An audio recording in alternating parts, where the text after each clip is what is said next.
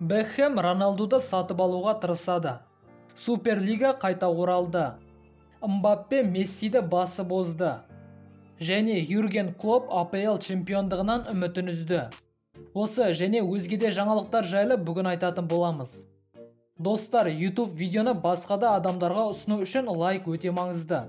Сондықтан егер видео ұнаса, лайк немесе дизлайк басып кетуіңізді сұраймын. Бәріңізге алдын ала рахмет. Ал біз көп созбайық, бастаймыз.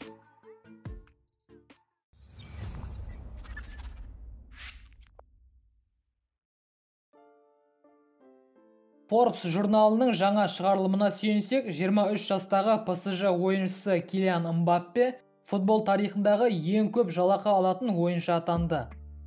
Криштиану Роналду мен Мессидің бір жылда табатын табысы алғаш рет 2018 жылы $100 миллион асқан болатын. Ол кезде екеуінің де жасы 30-дан асып кеткен еді. Ал Килиан Мбаппе олар секілді бұл сәтті ұзақ күткісі келмеген секілді. Forbes журналының есептеуінше, Килиан Мбаппе 2022-2023 жылға маусымда $128 миллион қаржы табады. Бұл көрсеткіш бойынша француз ең көп жалақы алатын футболшылар рейтингінде бірінші орынға шықты. Бұдан бөлек Месси осы маусымда $110 миллион, ал Роналду $100 миллион табыс табады деп күтілуде. Манчестер Сити ойыншысы Эрлинг Холландта 63 миллион жылдық табысымен топ 10-қа кірді. Сонымен қатар ең көп жалақы алатындар рейтингінде Холланд пен Мбаппе ғана жастары 30-дан аспаған. Реал Мадрид Хетафені 1-0 есебімен жеңіп, жеңіліссіз сериясын сақтап қалды. Бұл корольдік клубтың 12-ші ойындағы 11-ші жеңісі. Бұл керемет сандарды Осасунамен болған тең ойын ғана құртып тұр. Колизеум стадиондағы жеңіс ойыншыларға да жанкүйерлерге де Эл Классиконың алдында сенімділік тудыруда. Реал маусым басталғаннан бері 7 ойында жеңіске жетті. Бұл клуб тарихындағы ең сәтті маусымдардың бірі. Бірақ сонда да кейбір хейтерлердің айтуынша, жеңістің бәрі ең минималды есеппен және әлсіз қарсыластарға қарсы ойында болды дейді. Олай болса, алдағы Барселонаға қарсы ойын Реалдың шынында күшеймегенін көрсетеді. Анчелоттидің осы маусым басталғаннан бері бір орындалмаған арманы бар. Ол 1-1 гол жібермей жеңіске жету. Өткен ойында сәл қобалжыса да, осы ойында Луни Реал қақпасына гол жібермей Анчелоттидің арманын орындады. Британиядағы беделді Daily Mail басылымына сенсек, Барселона, Реал Мадрид және Ювентус Суперлиганы қайта құруға тырысып көреді. Суперлиганың бірінші нұсқасы жанкүйерлердің наразылығымен УЕФА-ның санкцияларының арқасында тоқтап қалған болатын. Бірақ Барселона, Реал және Ювентус әлі бұл ойдан бас тартқан жоқ. Айтылған 3 клуб осы аптада Суперлиганы қайта құруға әрекет жасайды. Кеше Реал Мадридтің жылдық жиналысында Флорентино Перес бұрын Суперлиганы құру барысында айтқан сөздерін қайталады. Бізде мәселе бар. Оны шешу үшін алдымен мәселенің бар екенін мойындауымыз керек. Біздің спорт қызығын жоғалтуда. Жанкүйерлердің санын көбейтіп, оларды қуанту үшін біз европалық турнирлерді өзгертуіміз керек.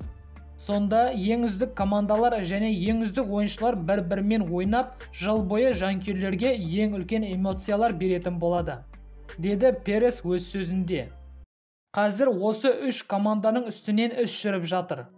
Бұл клубтар Европа сотының шешімін күтуде. Шешім 15 желтоқсанда шығады. Осыдан кейін Суперлига үшін күресуге бола ма жоқ па белгілі болады. Сотқа Перес пен Ювентус президенті Андреа Аннелли қатысады. Олар Суперлига бойынша жоспарларын өзгертті. Және сотта Суперлиганы құруға мүмкіндік алуға тырысатын болады. Юрген Клоп осы маусымда АПЛ-дың чемпионы болатынына сенбейді. Клоп кеше өзінің Ливерпуль бас бапкері қызметіндегі 7-ші жылын тойлады. Неміс маманының айтуынша ол 11 ұпай жоғалтып алды. Және чемпиондықты алуға мүмкіндігі жоқ. Бұндай ойынмен чемпион боламыз ба? Әрине жоқ.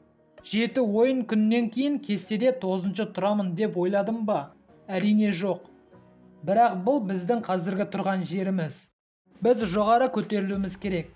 9-шы орыннан жоғары көтеріле алатын клуб болса, онда ол біз.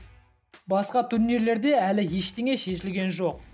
Біз лиганы қалай аяқтайтынымызды ешкім білмейді. Сондықтан барынша тырысамыз. Әрине қиын, бірақ мүмкін емес дүние жоқ, деді Юрген Клопп. The Sun басылымының хабарлауына сенсек, Дэвид Бекхэм өзінің қысқа трансферге басты мақсаты етіп Криштиану Роналдуды таңдады. Португалдық өткен жазда Манчестер Юнайтедтен кеткісі келген, бірақ Чемпиондар лигасында ойнайтын клуб таппады. Басылымның хабарлауынша, Бекхэмнің 2018 жылы құрған командасы Роналдуды жазда сатып алуға тырысқан. Бірақ келіссөздер сәтсіз аяқталды. Қазір Роналдуға Чемпиондар лигасында ойнау маңызды емес. Ол тек MU-ден кеткісі келеді. Келісім шартында 1 жылдан аз уақыты қалған ойыншы үшін Интер Майами 30 миллион фунт стерлинг ұсынуға дайын. Достар, осымен бүгінгі жаңалықтар соңына жетті. Егер сізге видео ұнаса, лайк басып, каналға жазылуды ұмытпайық. Ал біз қоштаспаймыз, келесі видеода кездескенше аман сау болыңыз.